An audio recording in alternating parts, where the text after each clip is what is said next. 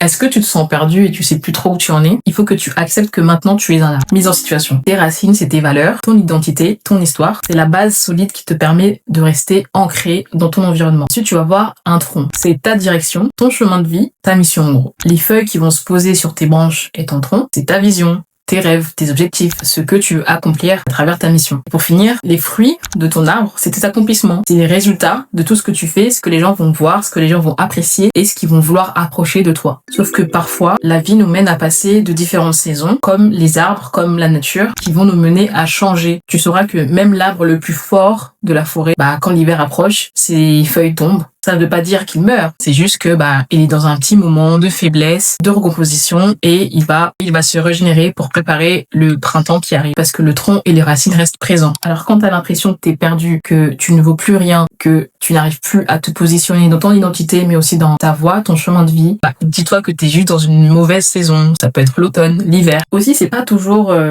le temps qui va nous forcer à se changer. On peut se changer soi-même, on peut se décider de tailler soi-même certaines feuilles, certaines branches parce qu'on s'est rendu compte que c'est plus aligné avec ce qu'on veut, avec qui on est. C'est ok de se couper soi-même, c'est ok d'accepter de faire tomber ses fruits, de faire tomber ses branches. Peut-être qu'on n'a plus envie du même rêve, peut-être qu'on n'a plus envie d'avoir les mêmes valeurs. Ce qui va être important en revanche, c'est que tu t'arroses quotidiennement d'amour propre, de douceur et de bons nutriments, à savoir une bonne alimentation, un entourage sain, de l'effort physique, pas de parasites, pas de trucs chimiques. Alors on s'écarte de tout ce qui va nuire à notre bien-être et notre bonheur. Chercher en revanche des sources de chaleur, de soleil, comme des gens, des projets, des missions qui vont nous donner de l'inspiration et toutes ces choses qui vont faire que quand tu vas repousser tes feuilles et tes fruits, elles seront encore plus délicieuses, plus saines et donneront encore plus envie aux autres personnes, aux autres arbres de t'approcher.